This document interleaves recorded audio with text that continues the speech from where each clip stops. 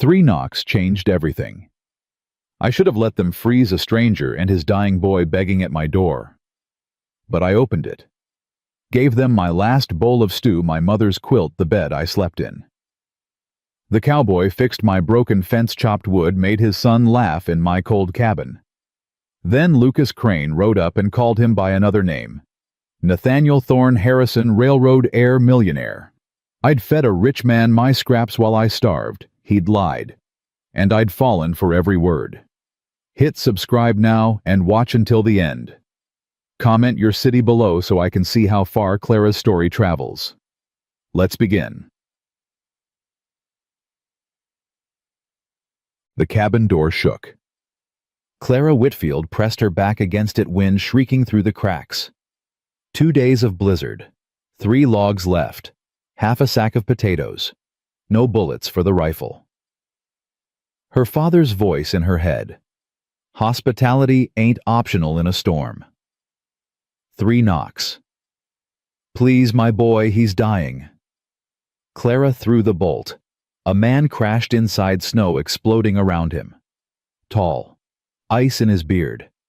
A child limp in his arms. Lips, blue eyes closed. Fire, Clara snapped. Now! The man stumbled to the hearth.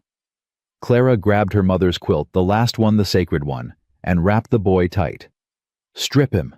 Everything wet comes off. The man's hands shook but obeyed. Clara ran for the stew pot, poured a cup, blew on it. She pressed it to the boy's mouth. Drink. Nothing. Come on, baby, drink. The boy's throat moved. His eyes opened, pale blue, confused. Pa. The man's voice cracked. I'm here, Tommy. You're safe. Clara sat back. Her hands trembled. The boy would live. She looked at the man. Weathered face, dark hair, eyes the same blue as his son's. Desperate, grateful. Thank you, he whispered. I thought, don't. Clara stood, turned away. You're not safe yet. Neither of you. She threw the last 2 logs on the fire. What's your name? Nathaniel Thorne. This is Tommy. Clara Whitfield. She didn't look at him. You picked a bad night to get lost. Didn't plan on it. Nobody does. She faced him. Where were you headed? Timber Falls, my brother's place. 20 miles south. You'd never make it. I know.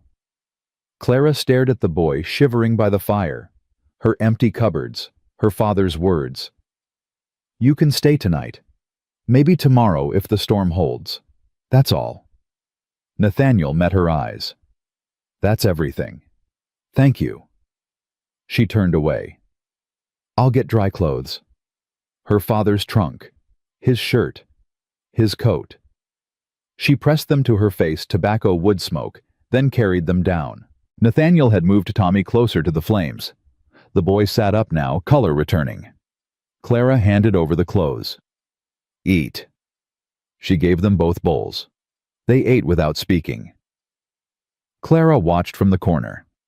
Nathaniel fed Tommy first, tore his bread in half, gave his son the bigger piece. Tommy leaned into his father's shoulder. When Nathaniel stood to remove his wet coat, something fell from his vest pocket. A pocket watch. Clara picked it up before he could move. Heavy, gold, engraved initials NTH. She held it out. Fancy for a cowboy. Nathaniel took it fast. Too fast. My father's. Must have been rich. He did all right. His voice shut down. We should sleep.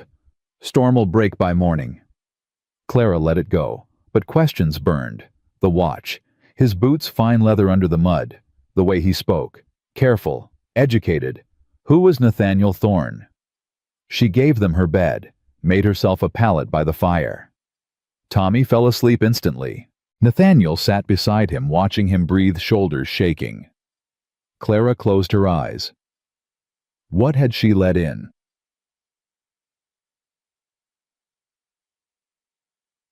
Morning came. The storm didn't leave. Snow piled to the windows. Clara shoved the door open, stared at a world erased by white. They were trapped. Nathaniel appeared beside her. Bad, worse. He nodded. Then I work. And he did. Split the rotted log. Patched wall gaps with sacking and mud. Climbed the roof despite her protests, nailed loose shingles. Fixed the barn door. Reinforced the chicken coop. Sharpened every blade. Clara watched, suspicious, then surprised, then something else. He didn't ask, didn't demand, just worked. Tommy helped everywhere, chattering. Pa says I'm too brave for my own good. Ma used to say the same about him. Clara's hands stilled on her mending. Your ma. Tommy's face fell. She died when I was little. I'm sorry. It's okay. Pa says she watches from heaven. He tilted his head. You got a ma? She passed when I was your age. Then they're friends up there. Tommy smiled. Clara's throat closed. She bent over the mending. That night, Nathaniel sat across from her, weak coffee between them. You didn't have to do this, Clara said. You didn't have to let us in. My father would have killed me if I hadn't. Still, you gave everything. He paused. Least I can do is pay it back. Clara studied him. Where are you really going? His jaw tightened. Timber Falls. After that, don't know. You running from something. His eyes snapped to hers. What makes you think that? You have the look. Silence stretched. Maybe I am, Nathaniel said finally. Or maybe I'm trying to find what I lost. What did you lose? Myself. The word hung heavy. Clara looked away. When the storm breaks, you'll be free to look. Yeah. He didn't sound sure. Clara didn't know why that hurt. Fourth morning. Silence. Real silence. Clara opened the door. Blinding white. Cold that burned. The ridge unrecognizable. Nathaniel appeared. Storm's over. We should go. His voice was flat, empty. Clara opened her mouth. Hoofbeats. 3 riders emerged through the trees. Clara's stomach dropped. Lucas Crane. Big man. Granite face. Eyes that never smiled. He owned half the valley, wanted the other half. He'd been circling her land since her father died. Lucas stopped his horse, tipped his hat, smiled cold. Miss Whitfield. Came to check you hadn't frozen. I'm fine. His gaze slid to Nathaniel. His smile widened. Found company, I see. Didn't know you took in strays, Clara. They needed help. I'm sure. Lucas dismounted. Walked toward Nathaniel with lazy confidence. Lucas Crane. I own this valley. You are... Nathaniel Thorne. Thorne. Lucas tasted the name. Don't know any thorns. Passing through. That's right. Where to? South. Lucas chuckled. Man of few words. He turned to Clara, expression hardening. We need to talk about your land. Not for sale. Everything's for sale, sweetheart. Railroad's coming spring. They're buying for the route. Sell to me now, walk away with money. Don't. He shrugged. Railroad takes it anyway. You get nothing. Clara's hands fisted. Get off my property. You're making a mistake. I said leave. Lucas's gaze flicked to Nathaniel. Something ugly crossed his face. Funny thing. Heard a rumor in town last week. Rich man disappeared with his kid, left a whole fortune. They say he's hiding somewhere playing cowboy. He paused. You know anything about that, Mr. Thorne? Nathaniel went still. Clara's heart stopped. Lucas laughed, low, mean. Thought so. Clara, you're not just sheltering strays. You're harboring Nathaniel Thorne Harrison, heir to the Harrison Railroad fortune. He tipped his hat. I'll let folks in town know where you've been hiding, Mr. Harrison. He mounted, rode off, laughter echoing. Clara turned. Is it true? Nathaniel looked at her. Guilt filled his eyes. Get out. Clara, you lied. You're a millionaire and I gave you... Her voice broke. I gave you everything and you have, oh God. She ran inside, slammed the door. Nathaniel stood in the snow, Tommy at his side. Pa! Nathaniel closed his eyes. Pack your things, son. They rode down the ridge. Neither looked back. Both wanted to. Clara pressed her forehead against the door and didn't cry. She'd stopped crying years ago, but her hands shook as she cleared their bowls. The cabin felt colder than it ever had. Outside, the wind started again. The bowl slipped from Clara's hands and shattered on the floor. She stared at the pieces, ceramic shards mixing with stew she couldn't afford to waste. Her father had eaten from that bowl. Her mother before him. Now it was gone like everything else she'd tried to hold on to. She knelt and started picking up the pieces. Her hands moved automatically, methodically, while her mind screamed. A millionaire. Nathaniel Thorne Harrison was a millionaire. She'd given him her last meal, her mother's quilt, her father's clothes. She'd watched him work her land like he had nothing, like he understood what it meant to break your back just to survive another day. And all of it, every moment, every word, every grateful look, had been a lie. Clara pressed a ceramic shard into her palm until it hurt. He'd used her. That's what rich men did. They took and never thought about the cost, because they'd never paid one themselves. She was a fool. A stupid, desperate fool who'd let herself believe, that he cared, that 3 days meant something. She laughed. It came out broken. The wind picked up outside. Snow began falling again, soft at first, then harder. Clara stood and walked to the window, watched the white erase the tracks Nathaniel and Tommy had left behind. Good. Let them be erased. Let her forget they'd ever been here. Except she could still smell wood smoke from the fire he'd built. Still see the chair where Tommy had sat swinging his legs and talking about his mother. Still feel the weight of Nathaniel's gaze across the table when he'd said he was trying to find himself. Liar, Clara whispered to the empty room. She turned away from the window and saw it. Sitting on the table, where Nathaniel had left his coffee cup, the gold pocket watch. Clara crossed the room in 3 steps and snatched it up.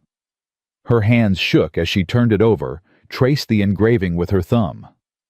NTH. The chain was heavy, real gold worth more than her entire cabin probably. He'd left it behind. Forgotten, or on purpose. She wanted to throw it in the fire, watch it melt, destroy something of his the way he'd destroyed what? Her pride, her trust. The first hope she'd felt since her father died. Instead, she shoved it in her pocket and walked to the door. She needed to check the chickens, needed to do something, anything to stop thinking. The cold hit her like a fist. Clara pulled her shawl tight and pushed through the snow to the barn. Inside, the chickens huddled together, their soft clucking the only sound. She scattered the last of the feed barely enough and checked for eggs. Nothing. Again. She leaned her forehead against the barn wall and closed her eyes. How was she going to survive the winter? She'd been asking herself that question for months, but now it felt urgent, immediate, like the answer was running out of time. The storm had cost her 3 days of work.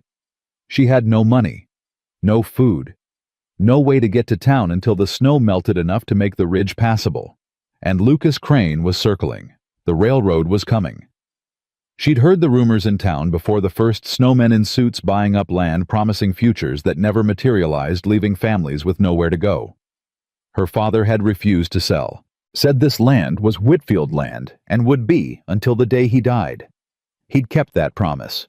Now it was Clara's burden. She straightened and walked back to the cabin. The fire had burned low again.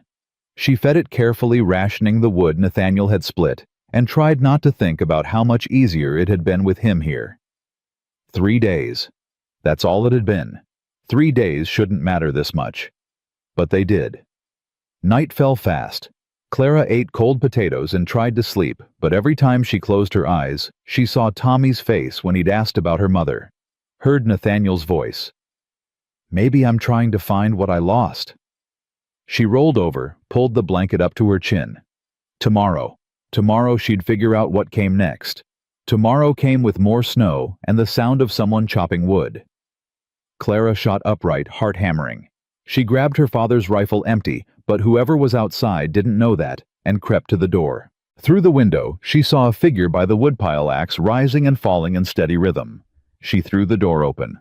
I told you to leave. The figure turned. Not Nathaniel.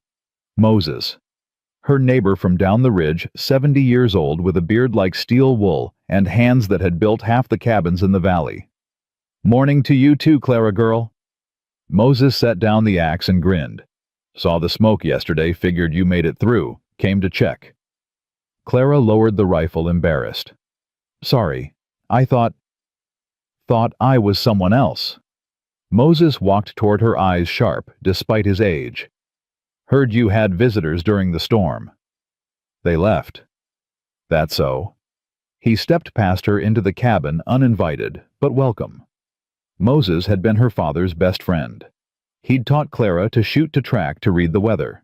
If anyone had earned the right to walk into her home, it was him. He looked around, taking in the patched walls, the split wood, the fixed chair that had been broken since October. Your visitors do all this? Yes. Good workers. Moses. Lucas Crane rode through yesterday evening, stopped at my place. Moses poured himself coffee from her pot like he owned it. Said some interesting things. Clara's chest tightened. I don't want to talk about it. Said you were sheltering Nathaniel Harrison. The Nathaniel Harrison, railroad heir, richest man in 3 states. Moses sat at her table. That true? I didn't know who he was. But he was here. Yes. Moses sipped his coffee. Crane's planning something. Could see it in his eyes. Man gets that look when he thinks he's got leverage.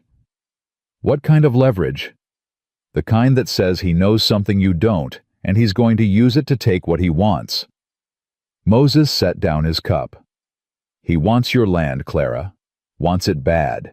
Now he's got a story to tell how you harbored a fugitive, helped a rich man hide from his responsibilities. I didn't harbor anyone. I helped a man and his son who were freezing. I know that. You know that.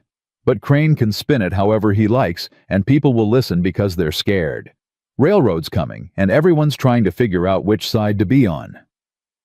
Moses leaned forward. You need to understand something about Nathaniel Harrison, girl. About why Lucas is so interested.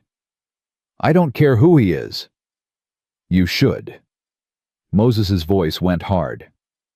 3 years ago, Nathaniel's father died. Left him everything, the railroad, the fortune, the whole damn empire. Nathaniel took one look at it and walked away. Just left. Took his boy and disappeared. Half the business world's been looking for him since. Clara's hands clenched in her lap. Why would anyone walk away from that? Same reason you stay on this ridge even though it's killing you. Because money ain't everything, and sometimes the cost of keeping it is too high. Moses paused. Nathaniel's father was a hard man, built that railroad on the backs of people who had nothing and gave them less. Nathaniel saw what his father did, the families displaced, the land stolen, the lives ruined, and he couldn't stomach it. So he left, took Tommy and tried to find a different way. Clara stood abruptly, walked to the fire. That doesn't excuse lying to me. No, it doesn't. Moses's voice softened. But it might explain it. Man like that running from what he was. He probably forgot how to tell the truth about himself. Probably didn't think anyone would understand. I would have understood. Would you, if he'd knocked on your door and said, "Hello, I'm a millionaire and I'm hiding from my inheritance"? Would you have let him in? Clara didn't answer because they both knew the truth. She would have slammed the door in his face. Moses stood. Lucas is going to town this afternoon. Town meeting tonight. He's going to tell everyone about Nathaniel about you helping him, and he's going to use it against you. Make you seem like you're in league with the railroad, even though that's the last thing you want. Why would anyone believe that? Because they're desperate and scared and looking for someone to blame. And because Lucas Crane is very good at making people believe what he wants them to believe. Moses put on his hat. If you're smart, you'll ride to town and tell your side before he tells his. I can't leave. The snow is melting on the main road. You can make it if you go now. He paused at the door. One more thing. Nathaniel and Tommy. They're staying at the boarding house on Main Street. Saw them ride through this morning. Boy looked heartbroken. Father looked worse. Clara's throat tightened. I don't care. Moses studied her with those sharp old eyes. Yes, you do. That's the problem. He left. Clara stood by the fire, Moses's words echoing in her head. She looked down at her hands. The pocket watch was still in her apron pocket. She pulled it out, opened it. Inside was a photograph. A woman with dark hair and Tommy's smile, and beneath it engraved in tiny letters, Amelia. Forever. Tommy's mother. Nathaniel's wife. Clara closed the watch, pressed it to her chest. She made her decision. The ride to town took 2 hours through snow that soaked her to the bone. Clara's horse, her father's old mare, half lame and stubborn, picked her way down the ridge, while Clara's mind raced. What was she going to say? How could she defend a man who'd lied to her? Why did she even want to? But she kept seeing Tommy's face. Kept hearing Nathaniel's voice when he'd said, "Maybe I'm trying to find what I lost." He'd lied, yes, but he'd also worked. He'd also fixed her cabin and made Tommy laugh and held his son like he was the only thing that mattered. Was that a lie too? Or was it the only truth he had left? Town appeared through the trees. A cluster of buildings huddled against the mountain smoke rising from chimneys. Clara rode down Main Street, past the general store, the saloon, the church. People stared, whispered. She kept her head up. The boarding house was at the end of the street. Clara dismounted, tied her horse, and walked inside. Mrs. Henderson, who ran the place, looked up from her knitting. "Clara Whitfield, heard you had some excitement up on the ridge." "I need to see Nathaniel Harrison." Mrs. Henderson's eyebrows rose. "Do you now?" "He's in room 3, upstairs. But I should warn you." Clara was already climbing the stairs.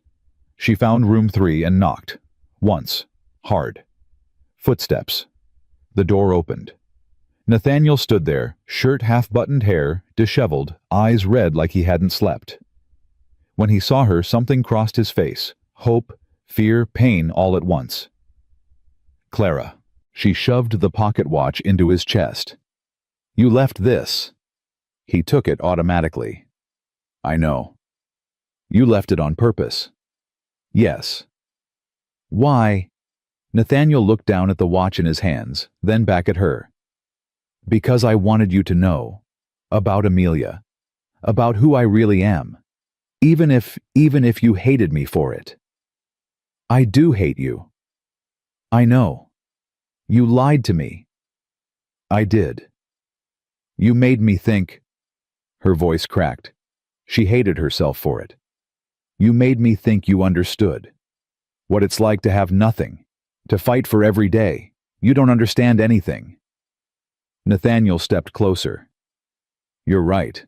I don't understand what it's like to wonder where my next meal comes from. I don't understand what it's like to lose everything because I walked away from mine by choice." He paused. "But I understand what it's like to be alone. I understand what it's like to wonder if you're doing right by your kid. I understand what it's like to be so tired of pretending that you just want one place, one person who sees you as you are and doesn't demand more." Clara's hands shook. "You don't get to say that to me. You don't get to make me—" "Make you what?" "Care." The word exploded out of her. "You don't get to make me care about you when you're leaving anyway, when you're going back to your fortune and your railroad and your life that has nothing to do with mine." "I'm not going back." "What?" "I'm not going back to that life." Nathaniel's voice was steady now, certain. I gave it up 3 years ago, and I meant it. The fortune, the railroad, all of it, I signed it over to my brother before I left. I don't want it. I never wanted it. Then what do you want? He looked at her like the answer was obvious. Peace. A place where Tommy can grow up knowing his father works with his hands, not by taking from people who have less.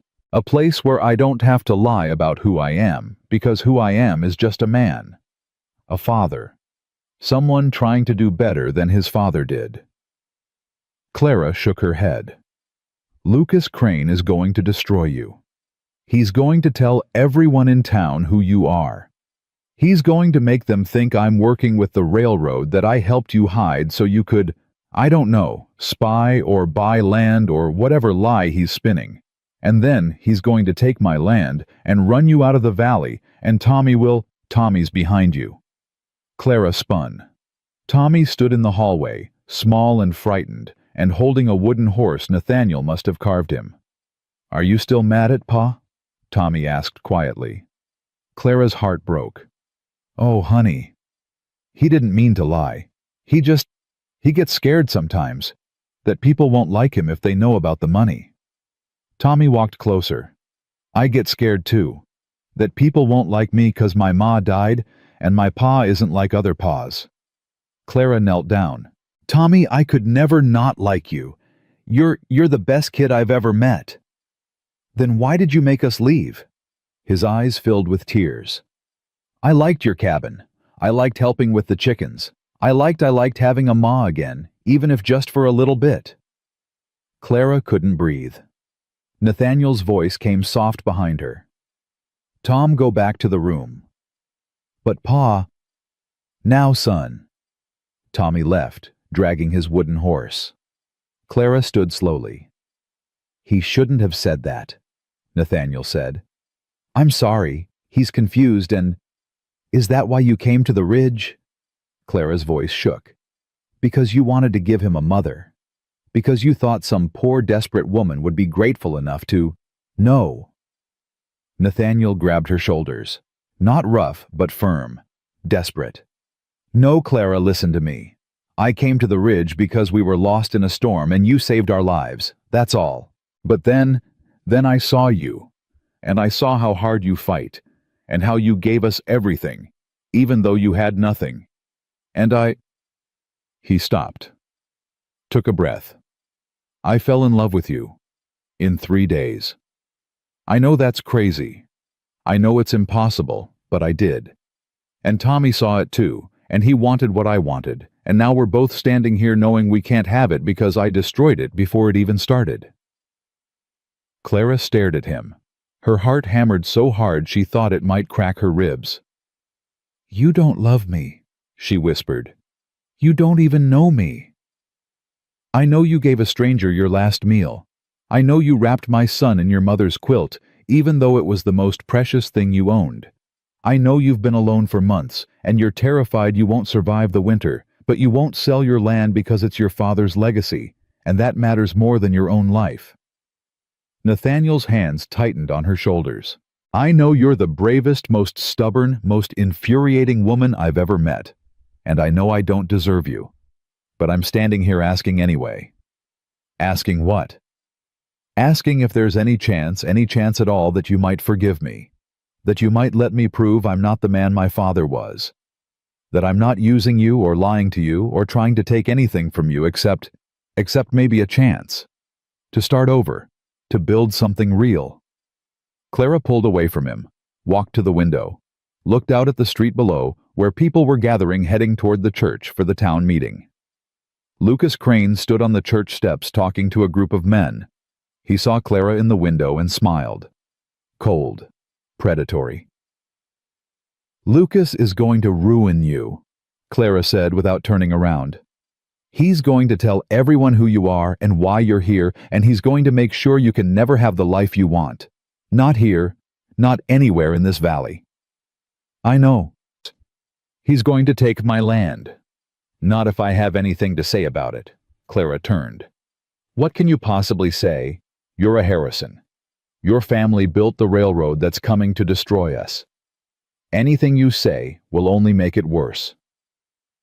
Nathaniel crossed the room to her. Then let me stand up in that meeting and tell them the truth, all of it. Who I am, why I left, why I'm never going back, and why the railroad they're so afraid of has nothing to do with me anymore.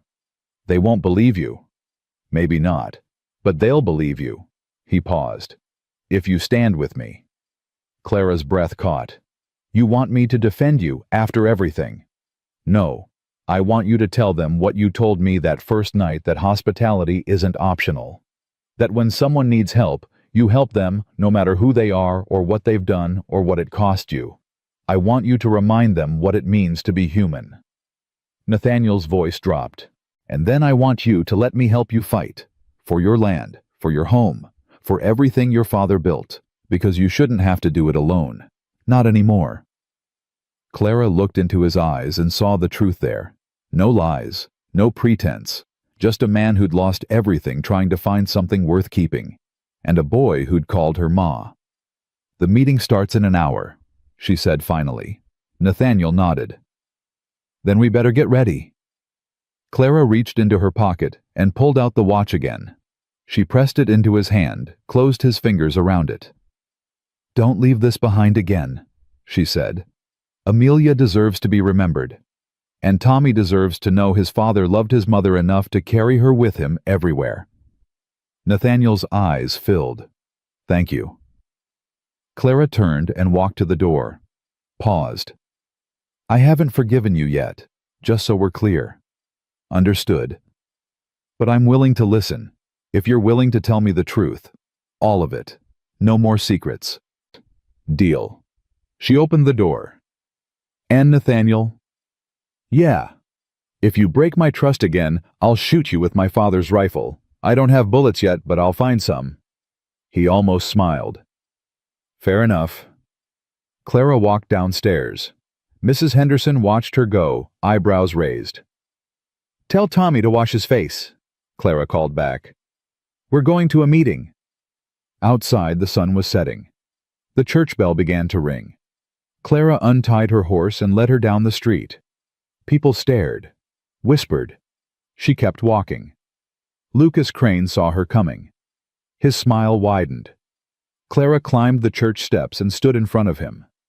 Miss Whitfield, Lucas said loudly, making sure everyone could hear. Come to confess your sins. No, Clara said. I came to tell the truth. Something you wouldn't recognize if it bit you. She pushed past him into the church. The pews were filling fast. Clara walked to the front and turned to face them all. Her neighbors, her father's friends, people she'd known her whole life. They looked at her with suspicion, fear, curiosity. Behind her, the door opened. Nathaniel walked in, Tommy's hand in his.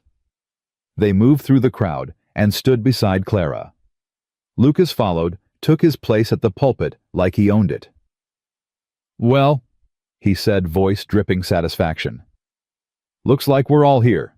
Let's begin.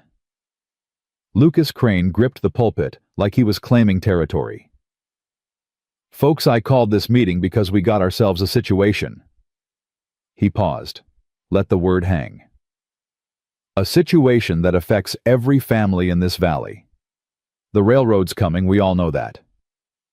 Question is, are we going to profit from it, or are we going to let outsiders come in and take what's ours? Murmurs rippled through the pews. Clara felt Nathaniel tense beside her. Tommy pressed closer to his father. Now, Lucas continued, most of you know me. Know my family's been here 3 generations. Know I've always looked out for this town. He smiled, but his eyes stayed cold. So when I heard that Clara Whitfield was harboring a stranger during the storm, I got concerned. Real concerned. Clara's jaw tightened. Here it came. Turns out that stranger wasn't just any drifter. He's Nathaniel Thorne Harrison, heir to the Harrison Railroad fortune. Son of the man who built the very railroad that's about to roll through our valley and change everything we know. The murmurs turned to gasps. Heads swiveled toward Nathaniel. Clara felt the weight of every eye in the room. Now I'm not saying Miss Whitfield knew who he was, Lucas said, voice dripping false sympathy. Maybe she was just being charitable, or maybe... He leaned forward. Maybe she knew exactly who he was. Maybe she let him stay so he could scout her land, figure out the best route for his railroad, cut a deal that leaves the rest of us out in the cold. That's a lie, Clara said. Her voice cut through the noise. Lucas raised his eyebrows. Is it? Then why don't you tell us, Clara? Tell us why you took in a millionaire and his boy. Tell us why a man who could buy this whole town decided to hide out on your ridge. Clara stepped forward. Her legs shook, but her voice stayed steady. I took them in because they were dying. Because his son was half frozen, and I wasn't going to let a child die on my doorstep just because I was afraid or suspicious or... She looked at Lucas. Just because I thought like you. Mighty convenient that... I didn't know who he was. Clara's voice rose. I didn't know about the railroad or the fortune or any of it. I saw a man and his boy in a blizzard, and I did what my father taught me, what all your fathers taught you. You help people when they need it. That's what we do here. Or at least that's what we used to do before men like Lucas Crane made us so scared we forgot how to be human. Someone in the back pew shifted. Clara recognized him, John Mitchell, who'd worked her father's land during harvest seasons. He met her eyes, nodded slightly. Lucas's smile thinned. That's a real pretty speech, Clara, but it doesn't change facts. This man, he pointed at Nathaniel. This man comes from the family that's about to destroy our way of life. And you brought him into our community, made him welcome. For all we know, he's been sending information back to his people, telling them which parcels to target, who to pressure, how to... I haven't sent anything to anyone, Nathaniel said quietly. The room went silent. All eyes turned to him. Lucas laughed. Oh, he speaks. Well then, Mr. Harrison, why don't you tell us what you have been doing, besides hiding behind a woman's skirts? Nathaniel's hands clenched, but his voice stayed calm. I've been trying to give my son a life, that's all. A life you got more money than God, and you're playing cowboy. You expect us to believe that. I don't expect you to believe anything. I'm telling you what's true. Nathaniel took a breath. Clara could see the effort it took him to stay composed. 3 years ago my father died. Left me everything, the railroad, the companies, the fortune. I looked at what he'd built, and I couldn't stomach it. Couldn't stomach how he'd built it. So I signed it all over to my brother and left. Took Tommy and tried to find a different way. A different way, Lucas repeated mockingly. Must be hard being so rich you can afford principles. It is hard, Nathaniel said. Every day I wonder if I did right by my son. If walking away from that money means he'll have less, become less. Every day I wonder if I'm being noble or just a coward running from responsibility. He paused. But then I remember my father. Remember how he looked at people like they were obstacles or opportunities, never human beings. Remember how he taught me that money was the only thing that mattered, that power was the only goal worth having. And I knew I couldn't be that man, couldn't teach Tommy to be that man. So you became a liar instead. Lucas's voice was sharp. You came here under a false name, wormed your way into people's homes, made them trust you. I came here lost in a storm. Nathaniel's voice finally rose. I came here with my son dying in my arms, and a woman opened her door and saved his life. I didn't worm my way anywhere. I didn't manipulate anyone. He stopped, swallowed hard. I just wanted to say thank you. Wanted to pay back her kindness the only way I knew how. By working, by being useful, by being a man, not a name or a fortune. Touching, Lucas said. Real touching. But here's what I know, the railroad's coming. Your brother runs it now, doesn't he? Your brother, who you signed everything over to. Convenient that you show up right before the route gets finalized. Convenient that you just happen to stay with Clara Whitfield, whose land sits right in the path they're considering. Clara's stomach dropped. My land is in the path. Lucas smiled. Oh, you didn't know. Yeah, Clara. Is one of 3 possible routes. If they choose it, you'll be forced to sell. Eminent domain. Railroad gets what it wants. You get pennies on the dollar, and guess who's been buying up the surrounding parcels? He spread his hands. Me. Because I'm smart enough to see opportunity when it knocks. You son of a... Clara started forward, but Nathaniel caught her arm. Don't, he said quietly. That's what he wants. Lucas laughed. Listen to your rich boyfriend, Clara. He knows how the game works. This is business, nothing personal. It's personal to me, Clara said. Her voice shook with rage. That land is all I have left of my father, of my family. You want to take it and sell it to the railroad so you can get richer, while I what? Where do I go, Lucas? What happens to me? That's not my problem. It should be. Moses's voice came from the back. He stood slowly, leaning on his cane. Because if we let you do this to Clara, we're saying it's okay to do it to any of us. We're saying money matters more than neighbors, more than community, more than the things our parents and grandparents built here. Times change, old man, Lucas said. Either you change with them or you get left behind. Maybe, Moses said. Or maybe there's a third option. He looked at Nathaniel. You said you signed everything over to your brother. You got no claim on the railroad anymore. None. I signed legal documents, had it witnessed. My brother has full control. And your brother, he's the one making these decisions. About the routes the land purchases, all of it. He is. Nathaniel's voice was careful. I haven't spoken to him in 3 years. Have no influence over what he does. Moses nodded slowly. But he'd take a meeting with you, wouldn't he? His own brother? Clara saw where Moses was going. No, absolutely not. Clara. He left that life behind. You can't ask him to go back. I'm not asking him to go back, Moses said. I'm asking him to use the access he has to help the people who need it. There's a difference. Nathaniel looked at Clara. Something passed between them, a question, an offer, a promise. What are you suggesting? Nathaniel asked Moses. I'm suggesting you go to your brother. Tell him about this valley, about the people here. Ask him to choose a different route, one that doesn't destroy families and livelihoods. Moses paused. And take Clara with you. Let him see whose land he'd be taking. Let him put a face to the name on the deed. That's insane, Lucas said. You think one conversation is going to change anything? The railroad goes where the railroad goes. Maybe, Moses said, but maybe not. Maybe if enough people with power decide to use it for good instead of profit, things can be different. Worth a try, isn't it? The room erupted.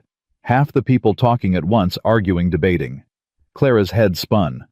Nathaniel leaned close. I can do this, if you want me to. You said you'd never go back. I said I'd never go back to that life. But one meeting isn't a life. It's just a conversation. A chance. He paused.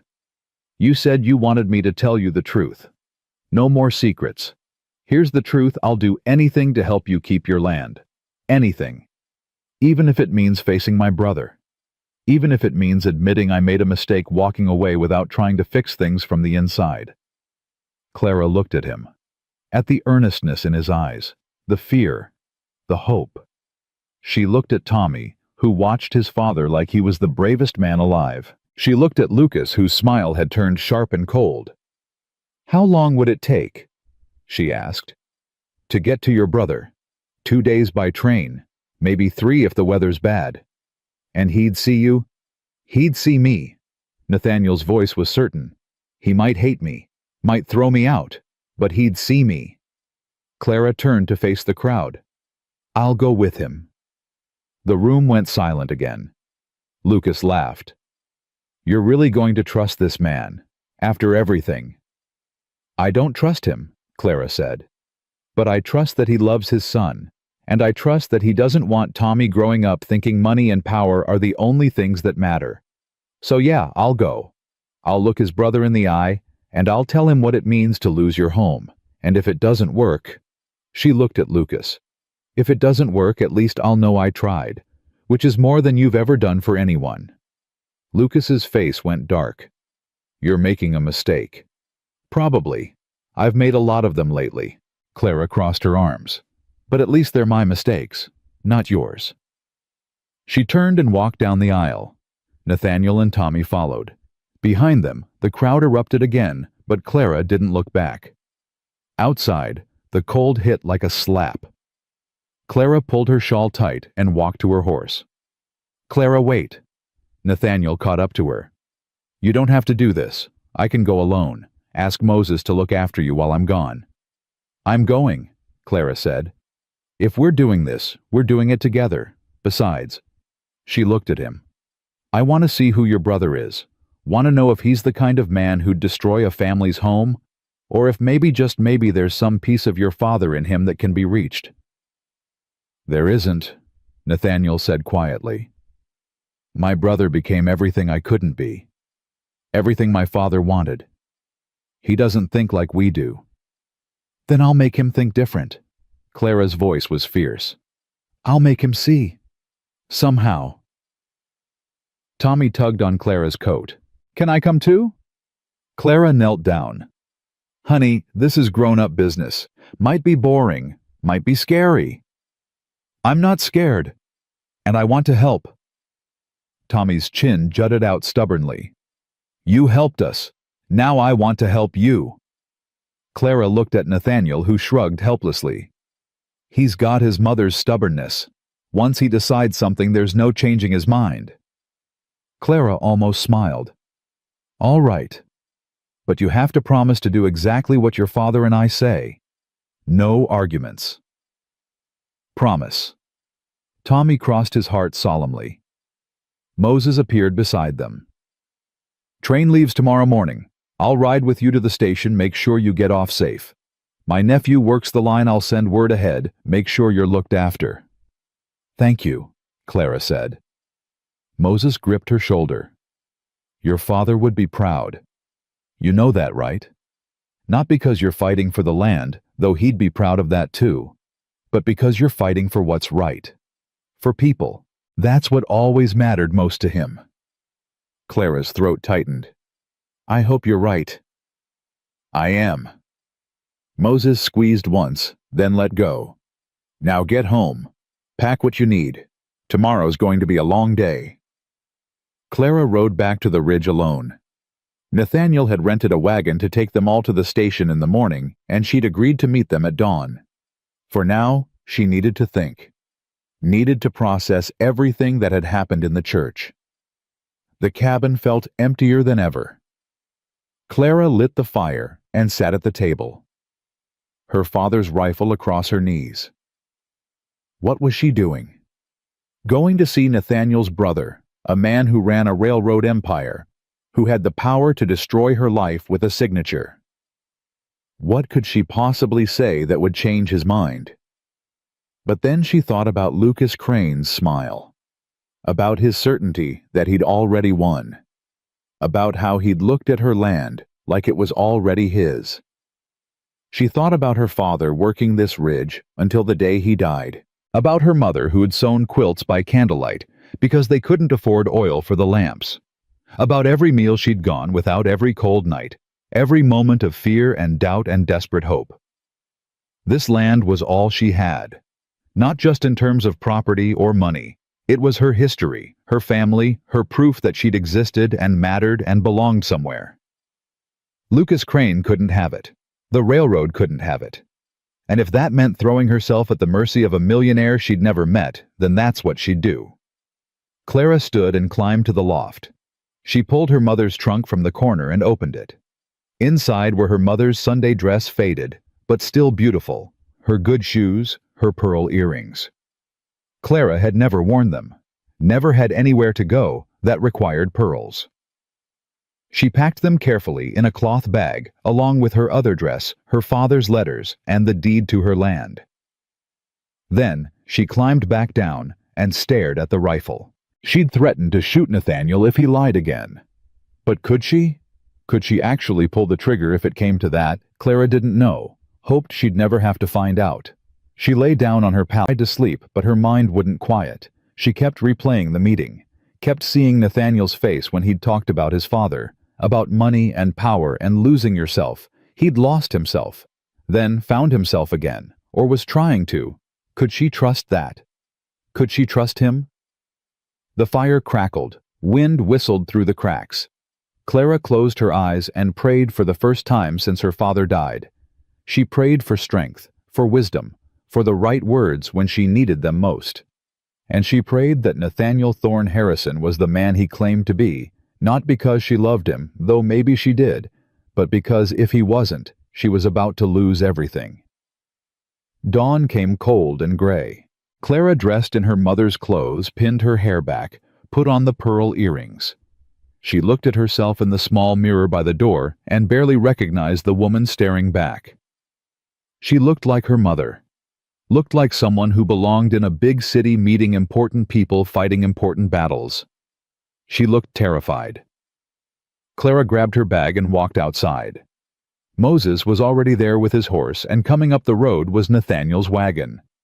Tommy sat beside his father, waving enthusiastically when he saw her. "You look pretty," Tommy called. Clara climbed into the wagon. Nathaniel looked at her, and something shifted in his expression. Surprise, admiration. Something else she couldn't name. "You didn't have to dress up," he said quietly. "Yes, I did." Clara settled her bag at her feet. "If I'm going to meet your brother, I'm going to look like someone worth listening to." Nathaniel smiled, just a little. "You always look like that." Clara ignored the way her chest tightened. "Let's just go." They rode in silence down the mountain. Moses led the way, his old body swaying with the rhythm of his horse. Tommy chattered occasionally about trains and cities and all the things he'd never seen. Nathaniel kept his eyes on the road. Clara watched the ridge disappear behind them and wondered if she'd ever see it again. The train station was busy despite the early hour. Workers loading freight passengers rushing for departures, vendors selling coffee and bread. Clara had never been on a train, had never left the valley. The noise and movement made her dizzy. Moses bought their tickets while Nathaniel secured passage for the wagon. Tommy pressed his face to the window of the station house, watching everything with wide eyes. "Never gets old," Nathaniel said, coming to stand beside Clara, watching him discover new things. "You've traveled a lot. More than I wanted to. Less than my father demanded." He paused. "He used to take me on business trips when I was Tommy's age. Thought it would teach me about the empire I'd inherit. All it taught me was how miserable people could be." "Is that why you left?" "Part of it." Nathaniel looked at her. The other part was Amelia, Tommy's mother. She hated the life too. Hated the parties and the politics and the constant performance. We talked about leaving, starting over, somewhere simple. Then she got sick and... His voice broke. "She died before we could do it. I promised her I'd give Tommy the life she wanted, the simple life. The real one." Clara's hand found his without her thinking about it. Squeezed once. "She'd be proud," Clara said, "of what you're trying to do." "I hope so." Nathaniel squeezed back. "I hope she'd understand why I had to go back now. Even just for a day. Even just to try." The train whistle blew. Moses waved them over. "That's us," Nathaniel said. They boarded. Tommy bounced in his seat, pointing at everything. Clara sat by the window and watched the valley slide away, replaced by forests and rivers and towns she'd only heard about in stories. Nathaniel sat across from her, quiet tension building in his shoulders as they got closer to wherever they were going. "Tell me about your brother," Clara said finally. Nathaniel looked up. "What do you want to know?" "Everything. If I'm going to talk to him, I need to understand him." Nathaniel leaned back. "His name is Charles. He's 5 years older than me. Married 2 daughters. He grew up wanting our father's approval more than anything else in the world, and never quite getting it. When I walked away, I gave him what he'd always wanted. Our father's empire, our father's legacy, our father's approval, even if it came too late. Does he hate you for leaving? I don't know. We haven't spoken since I left. I wrote once, told him where to send papers, how to handle the legal transfer. He never wrote back. Nathaniel's voice was tight. For all I know, he thinks I'm dead, or wishes I was. And you're going to walk into his office and ask him for a favor? Yes. Clara shook her head. We're insane. Probably. Nathaniel almost smiled. But you said it yourself, at least we're trying. The train rattled on. Tommy fell asleep against his father's shoulder. Clara watched the world pass and tried not to think about what would happen if this didn't work. They arrived at sunset. The city was massive buildings taller than Clara had imagined possible, streets packed with people and horses and noise that never stopped. She stood on the platform and felt like the world had grown too big too fast, and she'd been left behind. Stay close, Nathaniel said. He lifted Tommy in his arms. The boy was still asleep and led Clara through the crowd to a waiting carriage. We'll go to a hotel tonight. See Charles in the morning. Why not tonight? Because I need time to figure out what to say, and you need time to rest. Tomorrow's going to be... He stopped. Tomorrow's going to be hard. The hotel was nicer than anywhere Clara had ever been. Soft beds, clean sheets, hot water. She stood in her room and stared at herself in the mirror again. Who was she kidding? She was a girl from a mountain ridge who'd never been anywhere, done anything, met anyone important. Charles Harrison would take one look at her and laugh. A knock on the door. Clara opened it to find Nathaniel freshly shaved, wearing a suit that made him look like a different person. Like the millionaire he'd been born to be. I wanted to talk, he said. Before tomorrow. May I come in? Clara stepped aside. Nathaniel entered, looked around the room, then turned to face her. I need you to understand something, he said. Charles he's not cruel, not intentionally, but he thinks in terms of numbers and outcomes. People are abstractions to him, investments, liabilities. You're going to have to make him see you as a person, as someone who matters, and that's going to be hard. I can do hard, Clara said. I know you can. Nathaniel stepped closer. But I also need you to know that if this doesn't work, if he says no, if he refuses to change the route, it's not your fault. It's not because you didn't try hard enough or say the right things. It's because he's been taught all his life that business is business and feelings don't matter. My father made sure of that. Clara looked up at him. You're trying to prepare me to fail. I'm trying to prepare you for the reality, so it doesn't destroy you if he says no. It will destroy me, Clara said quietly. That land is all I have. If I lose it, I have nothing. No home, no family, no future. So yeah, if he says no, it will destroy me. But I'm going anyway, because at least I'll know I fought. At least I'll know I didn't just let Lucas Crane win without a fight. Nathaniel's hand came up, cupped her face. You're the bravest person I've ever met. Clara's breath caught. I'm terrified. That's what makes you brave. His thumb brushed her cheek. Doing it anyway. They stood there for a long moment, close enough to kiss, close enough to fall into something neither of them was ready for. Then Nathaniel stepped back. Get some sleep. Tomorrow we face my brother. He left. Clara locked the door behind him and sat on the bed. Tomorrow. Tomorrow everything would change. One way or another. Clara didn't sleep. She lay in the soft hotel bed staring at the ceiling, listening to city sounds she'd never heard before. Carriages rattling past, voices drifting up from the street, the distant clang of something mechanical and foreign. Every time she closed her eyes, she saw Charles Harrison's face, though she'd never met him. In her mind, he looked like Nathaniel, but colder, harder, with eyes that calculated worth in dollars instead of measuring it in kindness. At dawn, she rose and dressed carefully in her mother's Sunday clothes. The pearl earrings felt heavy in her ears. She pinned her hair back 3 times before it looked right, and even then her hands shook as she fastened the buttons. A knock at the door. Tommy's voice bright and nervous. "Miss Clara Pa says it's time." She opened the door. Tommy stood there in a suit that was too big for him. His hair combed flat, looking like a miniature businessman. Behind him, Nathaniel wore the same suit from last night, but now he looked different, not like the cowboy who'd fixed her fence, or the father who'd held his dying son.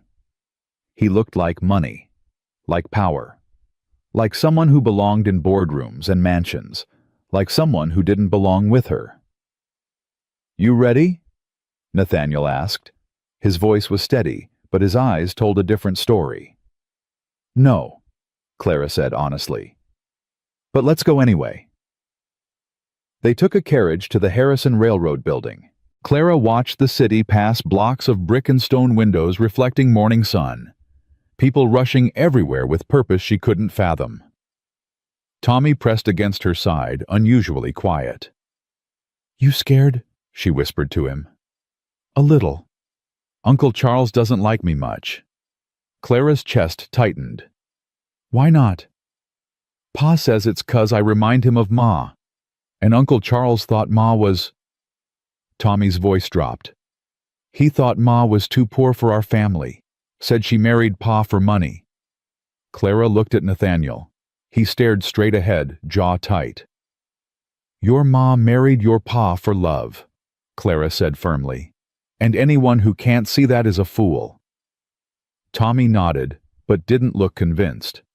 The carriage stopped in front of a building that made Clara's cabin look like a shed. Tall, imposing, windows that glinted like eyes. Above the door, carved in stone, Harrison Railroad Company, Estridand, 1847. Nathaniel helped her down. His hand was cold. "Listen to me," he said quietly. "Charles is going to try to intimidate you, make you feel small. Don't let him. You're worth 10 of him, and if he can't see that it's his failing, not yours." Clara nodded, though she didn't believe him. They walked through doors that opened into a lobby of marble and brass. Men in expensive suits moved past without looking at them. A woman behind a desk glanced up, saw Nathaniel, and went pale. "Mr. Harrison," she stammered. We weren't—" "I need to see my brother," Nathaniel said. "He's in a meeting. I'll wait." The woman looked like she wanted to argue, but something in Nathaniel's voice stopped her. She picked up a telephone. Clara had never seen one in person before, and spoke quietly into it. "He says—" She paused, listening. Her face changed. "He says to send you up. 10th floor. His secretary will meet you." They rode an elevator that made Clara's stomach drop. Tommy gripped her hand tight. When the doors opened, a thin man in spectacles waited for them. "Mr. Nathaniel," he said carefully. "It's been a long time." "Hello, Peters. This is Miss Clara Whitfield. And you remember Tommy." Peters looked at Tommy like he was a ghost. "Of course. Mr. Charles is waiting in his office. Please follow me." They walked down a corridor lined with paintings of stern-faced men. Clara recognized one Nathaniel's father, she guessed. He had Nathaniel's eyes, but none of the warmth. Just cold appraisal, like he was calculating the value of whoever looked at him. Peter stopped at a door of dark wood and knocked once. "Come in," a voice called. The office was bigger than Clara's entire cabin. Windows overlooked the city. A desk of polished mahogany dominated the space. And behind it sat a man who looked like Nathaniel's reflection in a broken mirror. Same features, same build, but twisted into something sharper, colder. Charles Harrison stood. He was tall like his brother, but held himself differently, like every movement had been measured and approved. His suit was immaculate. His hair was perfect. His eyes swept over them like a judge delivering a verdict. "Nathaniel," he said. No warmth, just acknowledgement. "Charles, you look—" Charles paused. Different. Older. It's been 3 years. Yes, it has. Charles's gaze moved to Clara, then Tommy. And you brought guests. This is Clara Whitfield, and you remember Tommy. Charles's expression didn't change when he looked at his nephew. The boy's grown. He's 7 now, Nathaniel said. An edge crept into his voice. He asks about you sometimes, about his aunt and cousins. Does he? Charles sat back down. He didn't offer them seats. What do you want, Nathaniel? To talk. We could have talked 3 years ago, before you abandoned everything Father built, before you made me clean up your mess and explain to the board why the heir apparent decided to play farmer. Nathaniel's hands clenched. Clara touched his arm lightly. Mr. Harrison, she said. Her voice came out stronger than she felt. Thank you for seeing us. Charles looked at her properly for the first time. His gaze traveled from her face, to her dress, to her shoes, and back again. Calculating, measuring. Miss Whitfield, he said. From the valley, I assume. One of the properties in the path of our new route. Yes, sir. And you've come to ask me to change it. Yes, sir. Charles leaned back in his chair. Do you know how much planning goes into a railroad route? How many factors we consider? Elevation, geology, accessibility, cost, potential profit. We spend months, years analyzing data, running projections, negotiating with landowners. And you think one conversation is going to change all that? I think... Clara stopped. Started again. I think maybe all that planning forgot about something. What's that? People. The actual people whose lives you're going to destroy. Charles's eyebrow raised slightly. Destroy is dramatic. We're offering fair market value for all properties. More than fair in some cases. Fair market value doesn't replace a home, Clara said. It doesn't replace the place where your mother died, where your father's buried, where every memory you have is written into the land. You can't put a price on that. Of course you can, Charles said. Everything has a price. That's how the world works. That's how your world works, Clara shot back. Not mine. Something flickered in Charles's eyes. Interest, maybe, or amusement. Tell me about your land, he said. Clara wasn't expecting that. She hesitated, then spoke.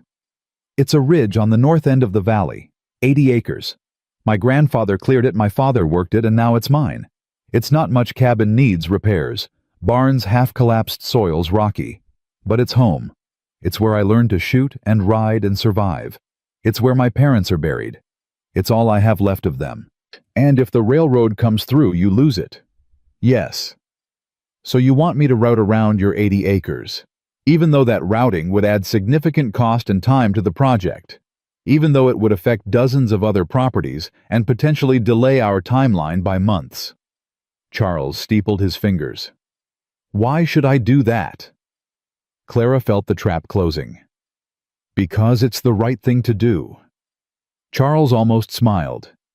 Miss Whitfield, I don't make decisions based on what's right. I make them based on what's profitable. That's my job. That's what keeps this company running and employs thousands of people and builds the infrastructure this country needs. If I let sentiment guide my choices, we'd never build anything. Is that what your father taught you? The words were out before Clara could stop them. The temperature in the room dropped 10 degrees. Excuse me. Charles's voice went cold. Your father, did he teach you that people don't matter?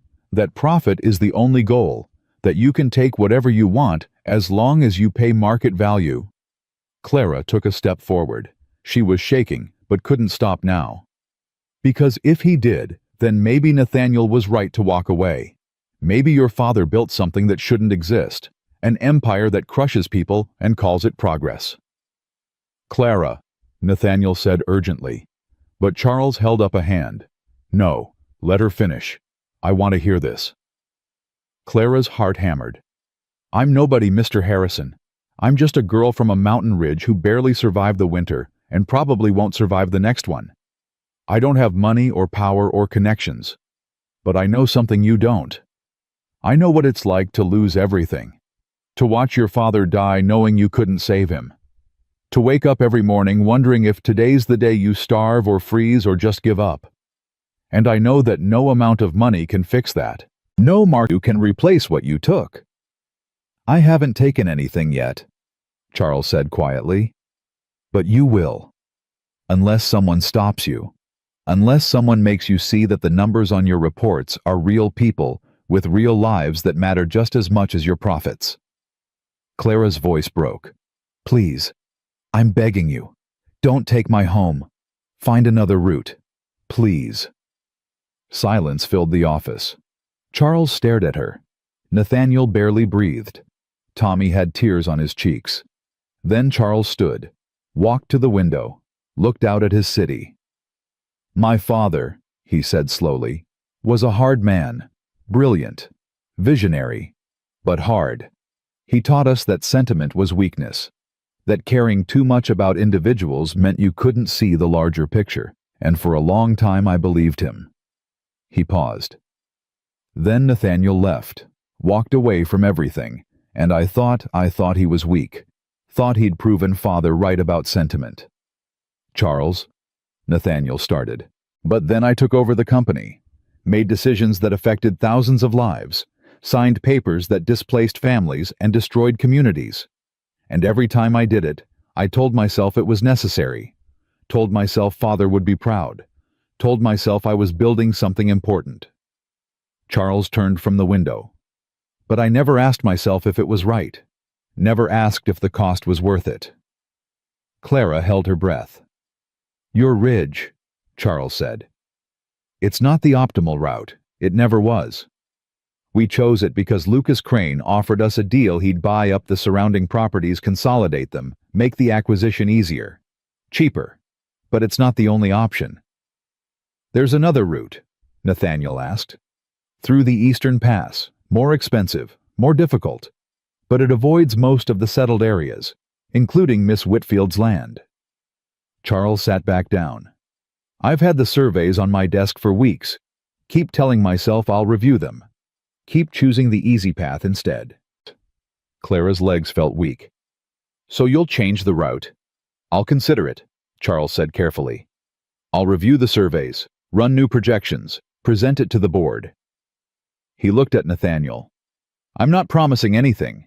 The board may reject it. The costs may be prohibitive, but I'll try. Thank you, Clara whispered. Don't thank me yet.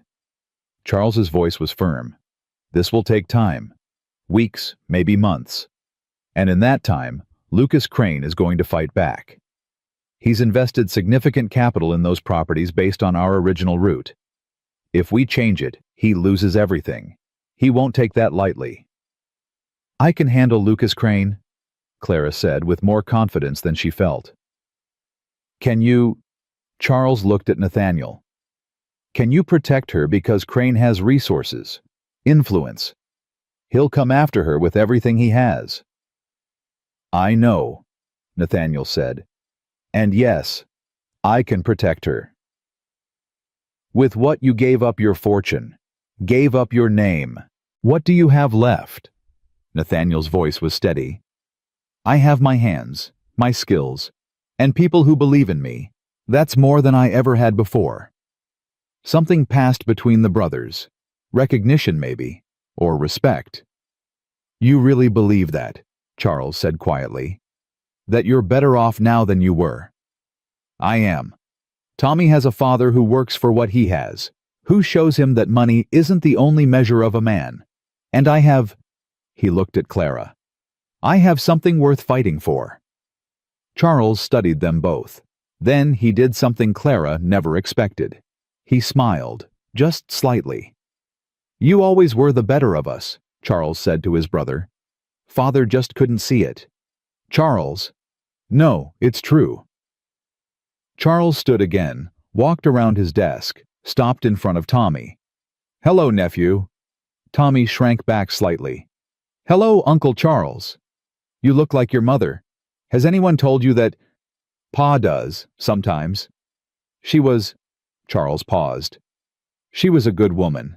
Your father was lucky to have her. I'm sorry I never told him that when she was alive." Tommy's eyes went wide. Nathaniel looked like he'd been struck. Charles turned to Clara. "I'll send word when the board makes a decision. In the meantime, be careful.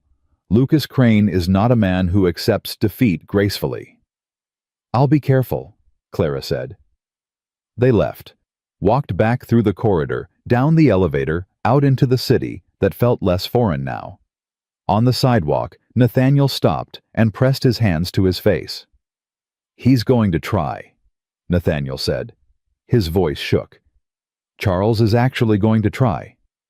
Did you think he wouldn't? I thought he'd laugh at us, throw us out, tell us we were fools for coming." Nathaniel dropped his hands. His eyes were wet. "He called Amelia a good woman. He fought me when I married her, said she was beneath our station.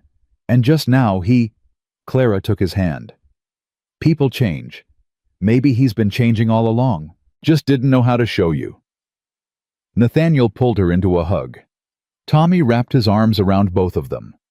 They stood there on the busy street while the city moved around them, three people who'd just been given something precious: hope. "We should go home," Nathaniel said finally, "before Lucas hears we're here and causes trouble." They took the evening train back. Tommy fell asleep almost immediately, exhausted from the tension. Clara sat by the window watching the city fade into countryside. Nathaniel sat across from her, quiet, processing. "You were incredible," he said finally. "In Charles's office, the way you spoke to him.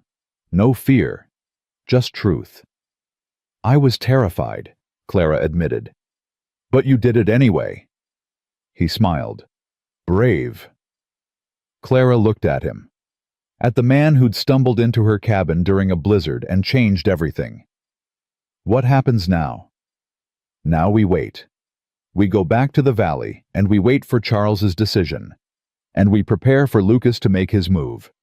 "How do we prepare for that?" "By not being alone.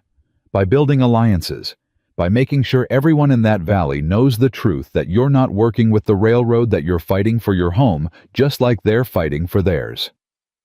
Nathaniel leaned forward. "By doing what you do best. Being honest. Being brave. Being the person your father raised you to be." The train rattled on through the darkness. Clara felt exhaustion pulling at her, but also something else. Something that felt like possibility. They arrived back at the valley station after midnight. Moses was waiting with his wagon lantern held high. "Well," he called, "how'd it go?" "He's going to try," Nathaniel said. "Can't promise it'll work, but he's going to try." Moses let out a whoop that echoed through the night. "I'll be damned. Didn't think you'd pull it off." "We haven't pulled anything off yet," Clara said. "Charles said it could take months, and Lucas isn't going to wait." "No, he won't. Moses's smile faded. "He's been busy while you were gone. Rode through the valley making speeches, telling people you sold them out, that you're working with the railroad to get a better price for your land." Clara's stomach dropped. "He's lying." "I know that. Some others know it too. But plenty of folks are listening. Fear makes people believe all kinds of things." Moses helped her into the wagon. "You're going to have to fight back, and soon." They rode through the dark valley. Tommy woke up, briefly looked around, then settled back against his father with a contented sigh. Nathaniel held him close eyes on the road ahead. When they reached Clara's ridge, the cabin looked exactly as she'd left it. Cold, dark, waiting. "You shouldn't stay here alone," Nathaniel said. "I'll be fine." "Clara, if Lucas decides to—" "I said I'll be fine." She climbed down from the wagon. "Thank you for taking us to see your brother, for trying to help." "It's not just trying to help. It's—" Nathaniel stopped, started again. "Stay with us tonight, at the boarding house. It's late, you're exhausted, and people are already talking. If I stay with you, it'll just give Lucas more ammunition." Clara forced a smile. "I'll see you tomorrow. We'll figure out what to do about Lucas then. She walked to her cabin before he could argue. Inside, she lit the fire and sat in the darkness waiting for it to catch. Her body ached with exhaustion, but her mind raced. Charles was going to try. That meant there was a chance. A real chance to keep her home. But Lucas was spreading lies, turning people against her. And if Charles's decision took months, Lucas would have plenty of time to destroy her reputation, her alliances, everything she needed to survive. The fire caught. Flames climbed the kindling. Clara stared into them and made a decision. If Lucas wanted a fight, she'd give him one. But not on his terms. On hers. She stood and walked to her father's trunk. At the bottom, wrapped in oilcloth, was a ledger. Her father's careful handwriting filled every page, dates, transactions, agreements with neighbors. Years of community history written in ink and trust. And on one page near the back was a record of a loan. Lucas Crane had borrowed money from her father 10 years ago. A significant amount. And according to the ledger, he'd never paid it back. Clara smiled. It wasn't much, but it was something. Leverage. She tucked the ledger under her arm and banked the fire. Tomorrow she'd ride to town. Tomorrow she'd show people the truth about Lucas Crane. Tomorrow she'd fight back. But tonight, she let herself feel the smallest spark of hope. Because Charles Harrison, a man who ran a railroad empire who could destroy her with a signature, had looked her in the eyes and said he'd try. And Nathaniel the millionaire who'd lied to her, who'd broken her trust, had held her hand and called her brave. Maybe, just maybe, she could win this. Maybe she could keep her home and build something real and prove that kindness mattered more than money. Maybe. Clara climbed into bed and pulled her mother's quilt up to her chin. Outside, the wind picked up. Inside, the fire crackled. And somewhere in the darkness, Lucas Crane was planning his next move. But Clara Whitfield was planning too. And she'd learned something in that fancy office in the big city. She'd learned that truth spoken clearly was more powerful than lies told loudly. She'd learned that even men who dealt in numbers and profits could be reached if you showed them the human cost of their choices. And she'd learned that she was braver than she'd ever known. Tomorrow would bring whatever it brought. But tonight, Clara let herself rest. The storm wasn't over. But for the first time in months, Clara believed she might survive it. Morning came with frost on the windows and determination in Clara's chest.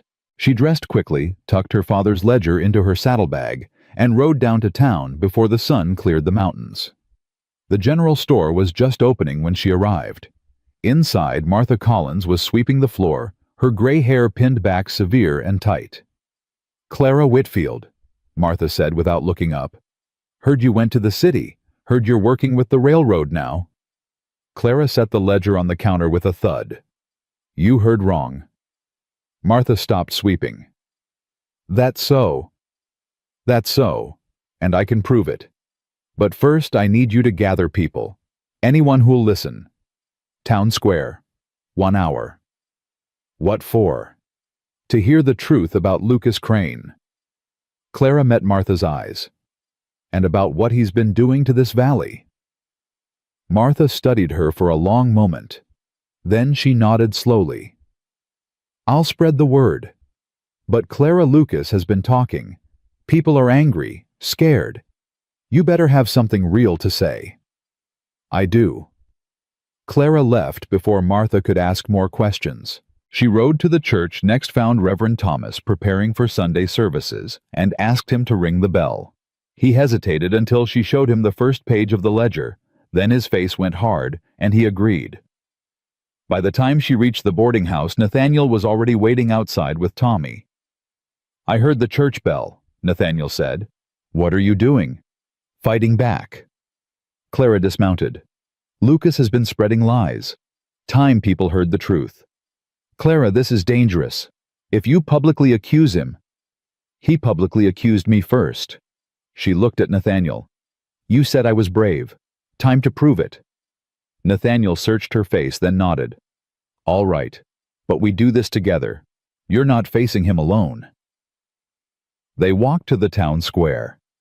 People were already gathering, farmers and shopkeepers, families and workers, all looking suspicious and uncertain. Clara saw John Mitchell from her father's harvest cruise, saw the Hendersons who'd brought bread to her father's funeral, saw faces she'd known her whole life now regarding her with doubt. And in the center of them all stood Lucas Crane, arms crossed, smile sharp. "Well, well," Lucas called out. "The prodigal daughter returns. Tell us, Clara, how was the city? How was meeting with your rich friend's brother? Work out a good deal for yourself." Murmurs rippled through the crowd. Clara climbed onto the church steps so everyone could see her. "I went to the city to ask Charles Harrison to change the railroad route," she said clearly. "To find a path that doesn't destroy our homes, and he's considering it." "Considering," Lucas scoffed. "Meaning nothing's changed. Meaning the railroad's still coming through and you wasted everyone's time with your little trip." "He's reviewing alternative routes. It'll take time, but there's a chance." "A chance?" Lucas laughed. "You hear that, folks? She's offering you a chance. Meanwhile, I'm offering certainty. I'm offering money in your pockets today, not promises that might never come." "You're offering money you'll make off our suffering," Clara shot back. "You bought up land cheap, and now you're selling it to the railroad at inflated prices.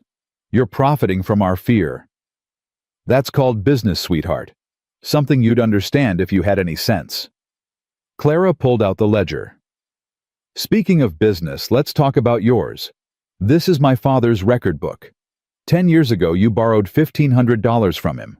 Said you needed it to expand your holdings. Promised to pay it back within 2 years. She opened to the marked page. "You never did. Not a single payment. My father was too kind to press you, but I'm not." The crowd went quiet. Lucas's smile faltered. "That's ancient history," he said. "It's debt. Legal debt. With interest, you owe my family over $2,000. Clara's voice carried across the square. "That's more than twice what you're offering for my land. So here's my counteroffer, Lucas. You forgive your claim on my property, I'll forgive your debt. We call it even." Lucas's face went red. "That ledger doesn't prove anything." "It has your signature. My father's signature. Witnesses." Clara looked at the crowd. "John Mitchell, you were there when the deal was made. You remember?" John stepped forward slowly. "I remember. Lucas needed money bad that year. Promised to pay it back. Never did." "That's one man's word," Lucas snarled. "Mine too," Martha Collins called from the back. "I witnessed the signature. It's legal." Other voices joined in. People who remembered. People who'd been there. Lucas's face went from red to purple. "You can't do this," he said. "I just did." Clara descended the steps. "You tried to ruin me. Tried to turn everyone against me with lies. But here's the truth I'm fighting for this valley. For all of us. Not for profit. For home. And what about him?" Lucas pointed at Nathaniel. "What about the railroad heir standing right beside you? You expect us to believe he's on our side?" Nathaniel stepped forward. "I expect you to believe that I walked away from the railroad 3 years ago. That I want nothing to do with it. And that I'll do everything in my power to help Clara and this valley survive what's coming." Pretty words from a rich man. "I'm not rich anymore. I gave it all away. All I have is my hands and my skills and my word." Nathaniel's voice was steady. "And I give you my word I'll fight beside Clara. I'll work beside you. I'll do whatever it takes to prove I'm not my father's son." Tommy pushed through the crowd and grabbed his father's hand. "My pa's a good man. He fixed Miss Clara's cabin and chopped wood and made everything better. He's not like the bad railroad men. He's good." Something shifted in the crowd. Clara saw it in their faces, the softening, the reconsideration. "The boy's right," Moses said, stepping forward with his cane. "I've known this valley 40 years, seen good men and bad, Nathaniel Harrison is good people. Worked Clara's land like it was his own. Didn't ask for anything. Just helped. That's more than some of you done for her since her father passed." Shame flickered across several faces. "This is ridiculous," Lucas said. "You're all fools if you believe—" "We believe," Martha interrupted. "We believe our own history. And we believe that Clara Whitfield is her father's daughter, honest, hard-working, and fighting for what's right." The crowd murmured agreement.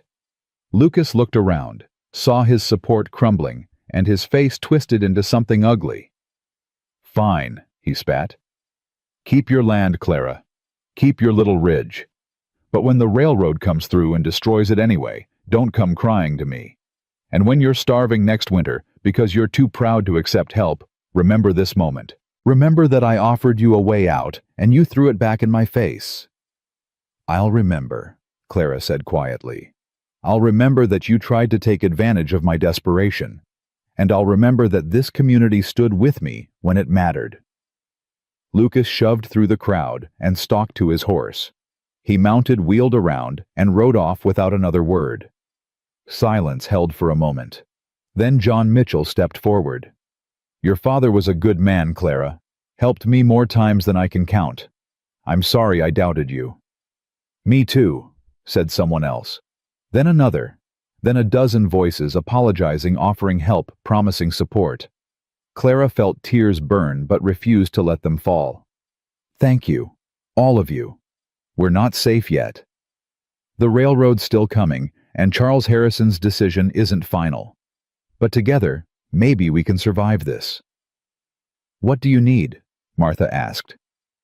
"Time and faith. Charles said it could take months to review the alternative routes. In the meantime, we hold steady. We support each other. We don't let fear divide us." Moses raised his cane. "To Clara Whitfield, and to standing together." The crowd echoed it. Clara felt something break open in her chest. Relief, gratitude, hope. As people dispersed, Nathaniel touched her elbow. "That was incredible. That was terrifying. Still incredible." He smiled. "You stood up there and faced down a man twice your size with nothing but truth and a ledger." "Don't forget the part where your nephew called you good," Clara said. "That helped." Tommy beamed up at her. "I meant it. Pa is good, and so are you." Clara knelt down and pulled him into a hug. "Thank you, honey. You're pretty good yourself." They walked back to the boarding house together. Mrs. Henderson had coffee ready and insisted they sit and warm themselves. Clara gratefully accepted, exhausted from the adrenaline crash. "What happens now?" Nathaniel asked once they were alone. "Now we wait," Clara said. "Wait for Charles's decision. Wait to see if Lucas tries something else. Wait for spring. That's a lot of waiting." "I'm good at waiting. Had to be living on that ridge." She looked at him. "What about you? What are you going to do?" Nathaniel was quiet for a moment. "I was thinking if you'll have me, I'd like to stay. Help with your land. Fix what needs fixing before winter really sets in. Tommy and I could rent a place in town, come up to the ridge during the day, work until—" "You could stay at the cabin," Clara said quietly. Nathaniel's eyes widened. "Clara, there's room. Barely, but there's room. And it doesn't make sense for you to ride back and forth every day when there's work to be done." She paused. "Besides, Tommy likes the chickens." "I do," Tommy said from across the room, where he'd been playing with a wooden horse. Nathaniel looked at Clara like he was trying to read a language he'd forgotten. "Are you sure?" "No. But I'm doing it anyway." She smiled slightly. "Seems to be my pattern lately." "Clara, if people talk, let them talk. They just stood with me against Lucas Crane. I think they can handle me taking in a boarder." She stood. "But we do this proper. You pay rent, you work the land, and you sleep in the loft with Tommy while I keep the main room. Clear. Crystal. Good. Then pack your things. We leave in an hour." They rode back to the ridge as the sun climbed high and cold. Tommy chattered the whole way about the chickens and the barn, and all the things he wanted to help fix. Nathaniel was quieter, but Clara caught him watching her with something soft in his eyes. The cabin looked less lonely with 3 people in it. Nathaniel carried his few belongings to the loft, while Tommy explored like he was discovering a new country. Clara started a fire and began preparing a stew from the supplies Nathaniel had brought: real meat, real vegetables enough to last weeks. "You didn't have to buy all this," she said. "Yes, I did. If I'm staying, I'm contributing." Nathaniel came back down the ladder. "Besides, I told you I work for what I have now. That includes food." They fell into a rhythm over the following days. Nathaniel worked the land with an intensity that surprised Clara, not just fixing things, but improving them. He rebuilt the chicken coop properly, reinforced the barn, started splitting logs for a woodpile that would last the whole winter. Tommy helped where he could and played where he couldn't, his laughter filling spaces that had been silent too long. Clara found herself cooking for 3, mending for 3, existing for 3. It was strange and uncomfortable, and somehow right. At night, after Tommy fell asleep in the loft, Clara and Nathaniel would sit by the fire and talk. About his life before, about her childhood, about dreams they'd both given up on, and dreams they might still reach. "I never thought I'd have this," Nathaniel said one night. "Peace, simple work, a place that feels like home." "Is that what this is?" Clara asked. "Home? Getting there." He looked at her across the firelight. "What about you? Does it feel different now, with us here?" Clara considered. "Yes, but not bad different, just different." "That's not very specific." "I'm not very good at this," Clara admitted. "At letting people in, at trusting. You lied to me and I want to forgive you, want to move past it, but I'm scared." "Of what? That you'll leave, that this is temporary, that I'll get used to having you here, and then spring will come, and Charles will make his decision, and you'll—" She stopped. "You'll go back to your real life."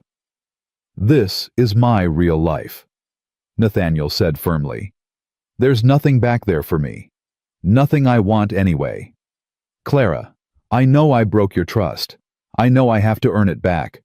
But I'm not leaving. Not unless you tell me to. What if Charles changes the route? What if we win? Then we won. And I'll still be here working your land, raising my son, building something real." He leaned forward. "Unless you don't want that. Unless you want me to go." Clara met his eyes. "I don't want you to go." "Then I'm staying." They sat in silence, the fire crackling between them. Outside, wind moved through the trees. Inside, something was building something fragile and strong at once. Weeks passed. November turned to December. Snow came and stayed. Clara's land transformed under Nathaniel's work. The cabin was tight against the cold. The barn was sound. The woodpile was stacked higher than her head. They had food warmth each other. And still no word from Charles Harrison. "Maybe he changed his mind," Clara said one morning as she watched snowfall. "Maybe the board rejected it." "Or maybe these things take time," Nathaniel said. "Charles said months. It's only been 6 weeks." 6 weeks feels like forever when you're waiting to learn if you have a future. Nathaniel came to stand beside her. "You have a future, no matter what Charles decides. You have this land, this cabin, people who care about you. That's more than most people have. And you," Clara looked at him. "Do I have you?" "Yes," Nathaniel said without hesitation. "For as long as you'll have me." Clara turned to face him fully. "I need to tell you something." "All right. That first night when you knocked on my door, I almost didn't open it. I was scared and alone, and I'd convinced myself that letting anyone in was too dangerous. But I opened it anyway. And you changed everything. You fixed my fence and made Tommy laugh and showed me that maybe I didn't have to do everything alone." She took a breath. "And then you lied. And it hurt. It hurt so much because I'd let myself start to care." "Clara, I'm not done. She held up a hand. But then you went to Charles with me. You stood beside me in that town square. You've worked this land like it's yours. You've stayed when you could have left.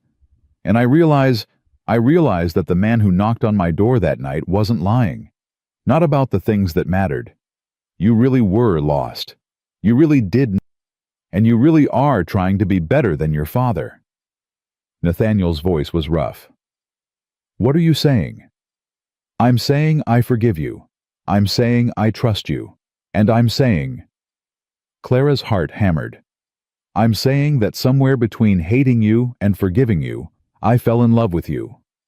Nathaniel went very still. Clara, you don't have to say anything. I just needed you to know, needed to be honest about... He kissed her. Gently at first, then deeper, one hand cupping her face and the other pulling her close.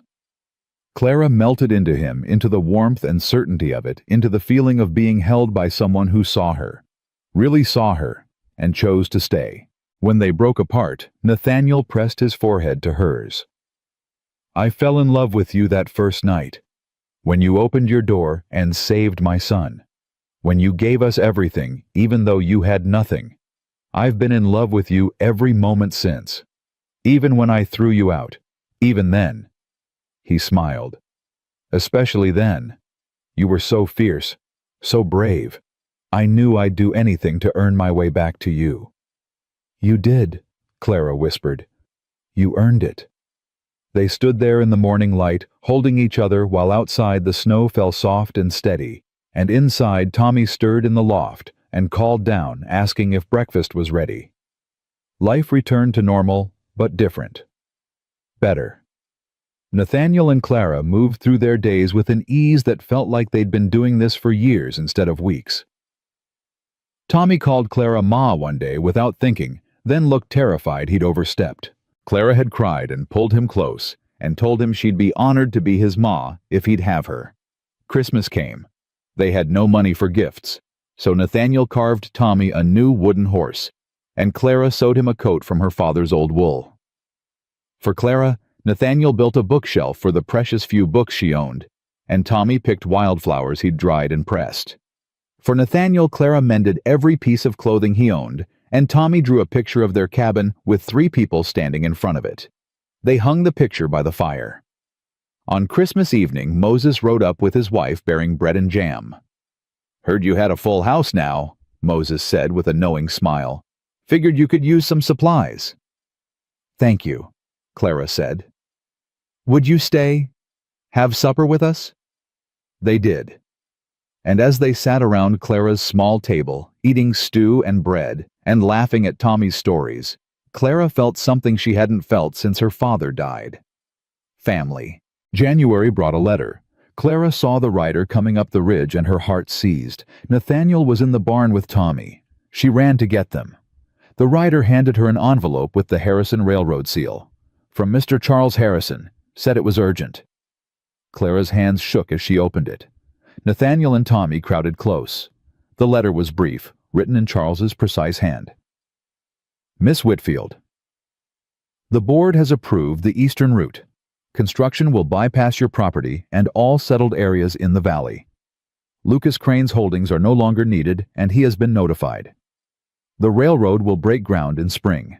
Thank you for reminding me that progress should not come at the cost of people's lives. My brother was right to leave when he did. I'm only sorry it took me so long to understand why. The land is yours. Keep it. Build on it. Live well. Charles Harrison. Clara read it twice, then a third time. Then she started laughing and crying at once. He did it, she gasped. Charles actually did it. The route's changed. We're safe. Nathaniel grabbed her and spun her around. Tommy whooped and danced. The rider watched with a bemused smile. There's more, the rider said. He pulled out another envelope. Mr. Charles said to give you this too. This envelope was thicker. Clara opened it and a bank draft fell out. She picked it up and her knees went weak. $2,000. Made out to Clara Whitfield. Another note. Your father's debt with interest, paid in full. Use it well. Clara sat down hard on the cabin steps. He paid it. Charles paid Lucas's debt. That means, Nathaniel calculated quickly, that means you have enough to make it through the winter, through next year. Enough to rebuild, replant, start fresh. Clara corrected. Enough for us to rebuild, to start fresh, together. Nathaniel knelt in front of her. Clara Whitfield, I came to this ridge with nothing but my son and my shame. You took us in. You saved us. You made me believe I could be more than my father's legacy. And now, he pulled something from his pocket. A ring. Simple gold, delicate with a small stone that caught the light.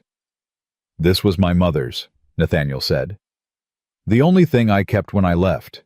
I've been carrying it for 3 years, waiting for the right moment, the right person. Clara, will you marry me? Will you let me stay here on this ridge, building a life with you? Will you let Tommy be your son and me be your husband? Clara looked at the ring, at Nathaniel, at Tommy, watching with hopeful eyes. She thought about that night in the blizzard, about 3 desperate knocks that had changed everything, about opening her door to strangers even though she was scared and alone, about taking a chance on kindness when everything told her to stay closed off. She thought about her father's words, hospitality ain't optional in a storm. And she realized they'd all been in a storm, all been lost and desperate and looking for shelter. But they'd found each other, found home. Yes, Clara said. She was crying again but didn't care. Yes, I'll marry you. Yes to all of it. Nathaniel slipped the ring on her finger. It fit perfectly. He kissed her while Tommy cheered and the rider discreetly turned away, and Moses's voice carried up from down the ridge he'd been watching the whole time. Clara realized, making sure she was safe. They married in spring when the wild roses bloomed where snow had fallen. Moses walked Clara down the aisle. Tommy stood as best man, serious and proud. The whole valley came, Martha and John and the Hendersons, and everyone who'd stood with Clara in the town square that day. Charles Harrison sent a gift, a land deed expanding Clara's property by another 40 acres, cleared and ready for planting. And a note, for my nephew's inheritance. Teach him to work it well. Lucas Crane was gone, left the valley before winter ended, his schemes collapsed, and his reputation ruined. No one missed him. Nathaniel built an addition to the cabin, a room for them, a room for Tommy, a kitchen big enough for the family Clara dreamed of building. They planted in spring and harvested in fall, and lived through winter with wood stacked high and food preserved, and love keeping them warm. Tommy grew tall and strong. He learned to work the land, to read and write, to be kind. He never forgot his first mother, but he called Clara Ma without hesitation, and she loved him like he'd been born from her own body. Years passed. A daughter came, then another son. The cabin grew with the family. The land flourished under Nathaniel's hands and Clara's determination. And sometimes on cold winter nights, Clara would tell her children about the blizzard, about the 3 desperate knocks that had brought their father to her door, about how she'd almost said no, almost turned away the best thing that ever happened to her. But you didn't, her daughter always said. No, Clara agreed. I didn't. I remembered what my father taught me, that hospitality isn't optional, that when someone needs help, you help them, no matter what it costs. And what did it cost? Tommy would ask, even though he knew the answer. Clara would look at Nathaniel across the firelight, at their children gathered close at the home they'd built from nothing but hope and hard work and a single act of compassion. Everything I had, she'd say. And it gave me back the whole world. Nathaniel would smile and take her hand, the gold ring still bright on her finger after all these years. And outside, the wind would blow across the ridge that had almost broken her. But inside, there was warmth and laughter and love. Because Clara Whitfield had opened her door in a storm, had let in a cowboy and his boy, had given them her last meal and her mother's quilt and a chance to start again. She hadn't known he was a millionaire, hadn't known he was running from his past, hadn't known that 3 days would turn into forever. But she'd known what her father taught her. That kindness matters. That people matter more than profit. That sometimes the biggest risk you can take is trusting your heart when your head says no. And in the end, that risk had saved them all, the cowboy who'd forgotten who he was, the boy who needed a mother, and the woman who'd thought she'd have to survive alone. They'd found each other in the storm, and they'd built something beautiful in its wake. That was the story Clara told. And it was true. Every word.